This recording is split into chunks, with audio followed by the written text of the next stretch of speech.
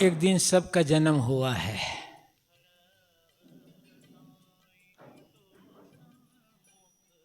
लेकिन किसी भी व्यक्ति को अपने जन्मदिन के बारे में पता नहीं है।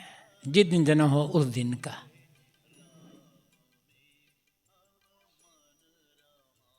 सुना होगा आप लोगों ने, बड़े बड़े प्रसिद्ध राजनेता, विद्वान, वैज्ञानिकों की सभा में पूछा गया कि बर्थडे किसे कहना चाहिए, वास्तविक बर्थडे कब है। अपने अपने ढंग से उत्तर दिया था लोगों ने। तो एपीजे अब्दुल कलाम भी उस सभा में थे। उन्होंने कहा था, आदमी का असली बर्थडे वो है जिस दिन उसके रोने की आवाज़ सुनकर उसकी माँ को खुशी हुई थी। किस दिन खुशी हुई थी? जब जिस दिन बच्चे के रोने की आवाज़ सुनकर उसकी माँ खुश हो गई, वही उसका बर्थडे है। बाकी तो सब है। अब कब होता है माँ? जब बच्चा पैदा होने के बाद रोता है ना, तब माँ खुश होती। बाकी कभी बच्चे रोने पर माँ खुश नहीं होती है। वो उस दिन जन्मदिन मनाया जाता है।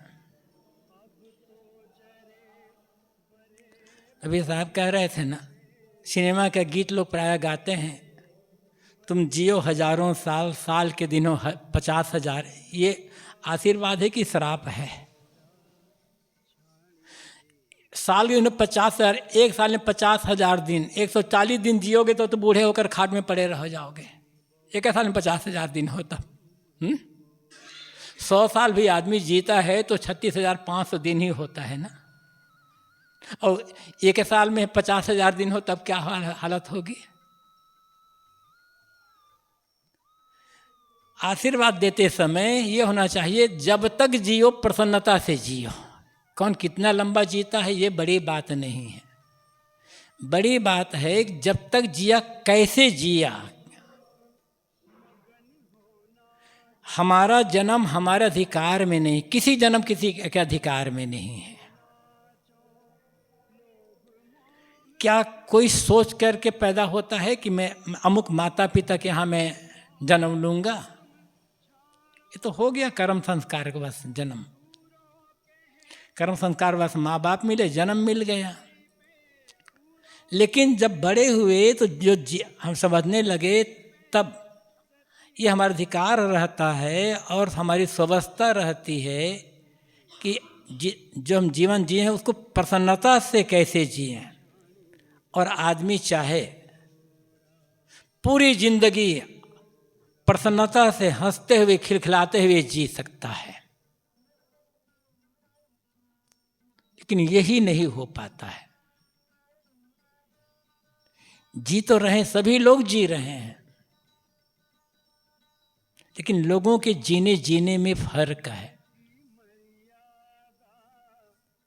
रोते हुए, शिकायत करते हुए, खिंचती हुए जीना, ये तो जिंदगी की हार है।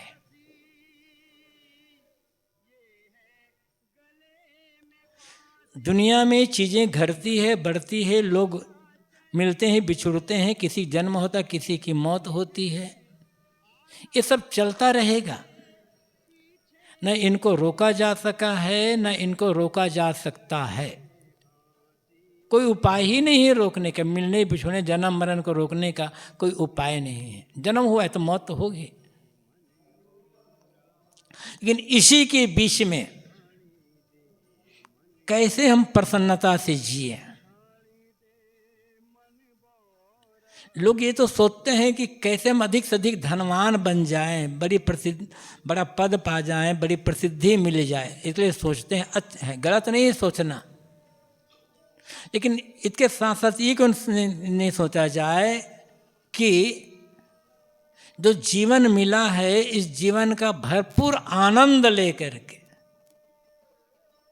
वो ऐसा आनंद जिसमें कोई मानसिक क्लेश, मानसिक पीड़ा, कोई चिंता, कोई भय, कोई तनाव ना हो, वो आनंद असली आनंद होगा।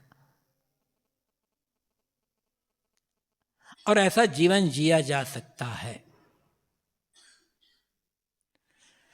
बर्थडे मनाया जाता है, अच्छी बात है। वैसे बर्थडे मनाएं तो होता क्या है, हमारे जीवन का 1 साल और घट गया। गत वर्ष हम बर्थडे मनाए थे और आज मना रहे हैं, मतलब जीवन का 1 साल और जीवन और छोटी हो गई, छोटा हो गया जीवन। लेकिन ये बर्थडे एक प्रकार से आत्मविश्लेषण करने के लिए है, और हम सब कुछ करते हैं बर्थडे में, पता नहीं कैसे कैसे क्या क्या सेलिब्रेट करते हैं उसको, कैसे कैसे क्या क्या ये करते हैं, खाना पीना ये करना वो करना, चलो वो भी अच्छी बात है। लेकिन उसके साथ साथ आत्मविश्लेषण का दिन है ये, कि गत वर्ष जब हमने अपना जन्मदिन मनाया था, जन्मदिन, और आज मना रहे हैं जन्मदिन, तो इस साल भर के दरमियान में मुझसे कहाँ कहाँ क्या क्या गलती हुई, किस किस के साथ मेरा दुर्व्यवहार हुआ, मैंने दुर्व्यवहार किया है। इस साल भर के दरमियान में किसके किसके दिल को मैंने दुखाया है, और लोगों के लिए क्या गलत आदर्श मैंने छोड़ा। इस बात को समझने के लिए और समझ करके एक संकल्प लेने के लिए कि बीते वर्ष में जो जो गलतियां हुई है, अब आने वाले दिनों में वे गलतियां दोहराई नहीं जाएगी। जिसके साथ मैंने जैसा दुर्व्यवहार किया है, अब वो दुर्व्यवहार नहीं होने पाएगा। लोगों को जो दुख दिया है, अब वो दुख नहीं दे पाऊंगा। गलत आदर्श नहीं है, किंतु अब सही रास्ते पर चलना। इसके साथ साथ बीते हुए साल में जो जो अच्छे कर्म हमसे हुए हैं,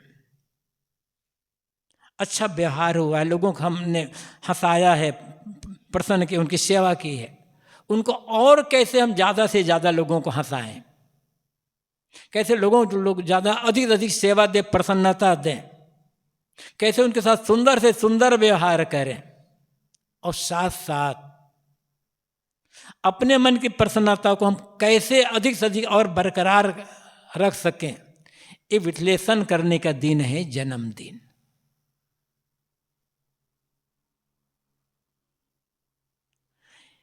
गलतियों को छोड़ने के संकल्प हो गई। गलतियां अब उन्हें तो मिटाई नहीं जा सकती, गलतियां मिटाई नहीं जा सकती, लेकिन दोहराना तो हम बंद कर सकते हैं ना। अब उसी ढर्रे पर ही हम चल रहे हैं, बिल्कुल न व्यवहार में फर्क हुआ, न हमारे कर्म आचरण में फर्क हुआ, न हमारी सोच में फर्क हुआ, कहीं कोई तब्दीली नहीं है। तो थोड़ी से कुछ लोग, परिवार के लोग इकट्ठे हो गए, मित्र मंडली आ गई, खाए पिए खुशी मनाए, क्षणिक, ये गलत नहीं है, लेकिन ऐसा हम क्यों नहीं कर सकते कि हमारे लिए हर दिन आनंद का दिन हो, और हर दिन आनंद का दिन हम बना सकते हैं। अभी साहब जैसे कह रहे थे, सुबह उठे, सब सुबह नींद खुले तो मैं सोचना ये होगा कि आज मुझे नया जन्म मिला है, आज एक नया जन्म मेरा हुआ है। नींद क्या है? एक प्रकार की मौत है। मौत हमारे जीवन की सारे सुखद दुखद स्मृतियों को भुला देती है, सारे रिश्ते नातों से हमको अलग कर देती है। मौत हो गई, न कोई रिश्ता नाता नहीं रह गया, कोई सुख दुख के स्मरण, सब कुछ भूल गया। तो नींद में भी तो यही होता है ना। गाढ़ी नींद में सुखद स्मृति दुखद स्मृति दोनों गायब। गाढ़ी नींद में किसी से कोई संबंध नहीं रहता, भले एक ही कमरे में कई लोग सोए हों, और गाढ़ी नींद लग गई है तब किसी का किसी से कोई राग द्वेष बैर विरोध मैत्री दुश्मनी कुछ नहीं रह जाता, कोई लेना देना नहीं रह जाता है। तो मौत है क्या, नींद है क्या? एक छोटी मौत है। नींद खुली, नया जन्म मिल गया हुआ। आज मुझे एक नया जन्म मिला है, एक नया जीवन मिला है। आज का जो दिन है ये मेरा भरपूर जीवन है।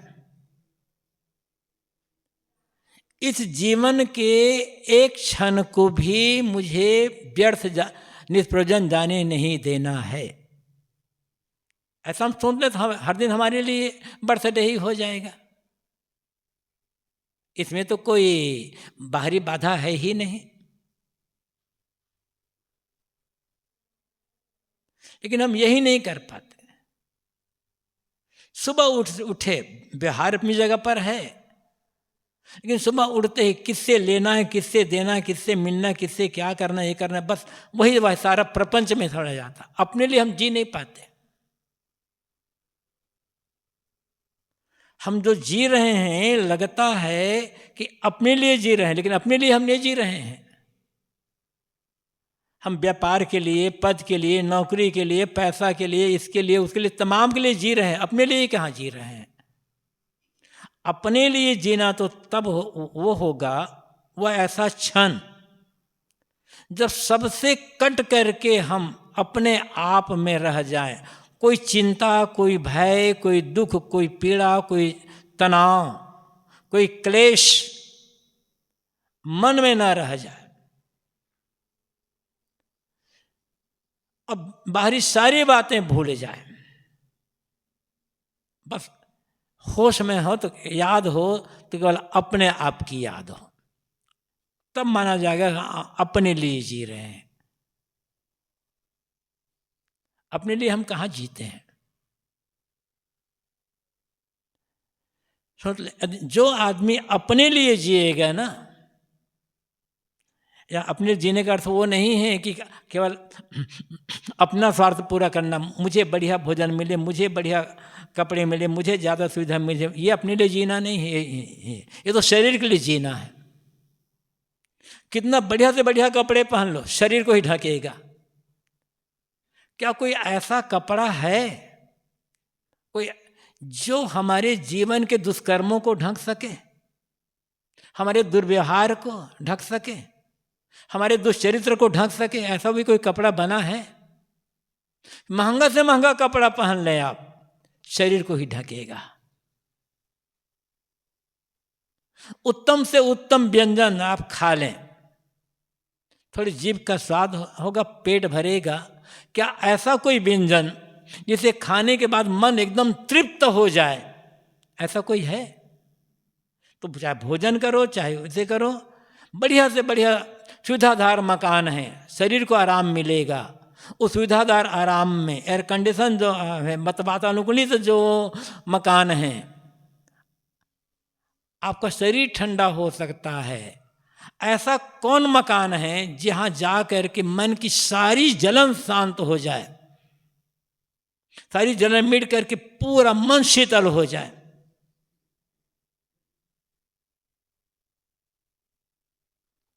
ऐसा तो कुछ नहीं है। आप तो अपने लिए जीने का मतलब ये नहीं कि बढ़िया कपड़ा, बढ़िया भोजन, बढ़िया निवास, बढ़िया गाड़ी, बढ़िया ये वो, ये सब शरीर के लिए है, हमारे लिए नहीं है। हमारे लिए तो तब होगा जब मैंने कहा कि कोई चिंता, भय, तनाव, क्लेश, दुख, अवसाद मन में कुछ ना रहे, प्रसन्न मन, शांत, संतुष्ट, तृप्त मन जब हो,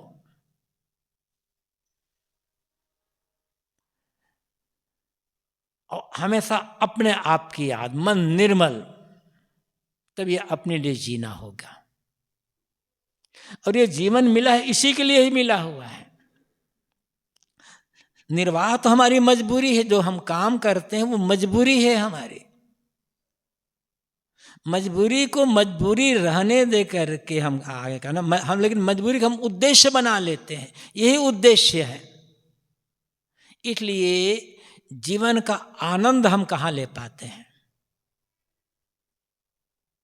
और अंत में क्लेश हो जाता है। हमारे गुरुदेव जी ये भी कहा करते थे,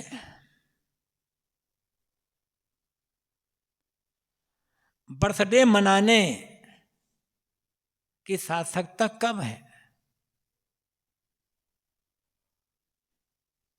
इस मानव जीवन में आने की सार्थकता कब है और क्या है?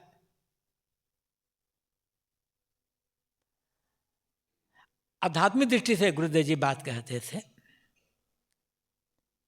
जन्म लेने की सार्थकता है ऐसा जीवन जीना कि फिर से जन्म लेने की आवश्यकता ना पड़े। जन्म लेकर आखिर मिला क्या? दुख, पीड़ा, क्लेश, चांटा। जिसे हम सुख मानते हैं ना, उसके पीछे भी तो दुख ही लगा रहता है। जिसे हम सुख मानते हैं उस सुख का उपभोग करते हुए मन में भय रहता है कि छूटने ना पाए, बिगड़ने ना पाए। कहाँ उसमें सुख रह गया? और वही हमारे लिए बाद में क्लेश का कारण बन जाता है। और यदि मान लो हम ऐसा जीवन नहीं जी पाए कि फिर से जन्म न लेना हो, जन्म न लेना पड़े, ऐसी स्थिति नहीं आ पाई, फिर जन्म ही लेना पड़े, तो ये सोचने की आवश्यकता है कि जीवन पा करके जो मुझे जीवन मिला हुआ है और जो मैं जीवन जी रहा हूँ, तो इतना बढ़िया से जीवन जी लूँ, मुझे अगला जन्म जो मिले यदि, तो मनुष्य का ही जीवन मिले और उस जीवन में मैं लोगों की सेवा करके अपना कल्याण का काम करूँ। इतनी भी कमाई हो रही है या नहीं हो रही है, ये सोचने की बात है। आज की जो हमारी कमाई है ना, जिसे हम पैसा कहते हैं, मठ मंदिर कहते हैं, वो तो साथ जाकर यहीं के यहीं रह जाना है। वो हमारी असली कमाई नहीं है। असली हमारी कमाई है, असली हमारी पूंजी है हमारा मन। उसके लिए हमें सोचना है, चाहे अपना जन्मदिन मनाएं या किसी दूसरे का जन्मदिन मनाएं, उसमें भी हमें जिनके जन्मदिन मना रहे हैं उन्हें शुभकामना तो देते हैं, लेकिन उसके साथ अपने को सोचना है हमारे लिए। आखिर हमारा भी जन्म किसी न किसी दिन हुआ है, और जो हुआ है तो उस दिन ये भी सोच लेना है, जिस दिन मेरा जन्म हुआ, हर आदमी सोचना है जिस दिन मेरा जन्म हुआ उस दिन मेरे माता पिता को कितनी खुशी हुई थी। आज जो मेरी जीवन शैली है, जो मेरा व्यवहार, जो मेरा कर्म है, क्या वही खुशी आज भी मेरे माता पिता को हो रही है? मेरे कर्म, मेरे व्यवहार, मेरे आचरण को देख करके सोचने की आवश्यकता है।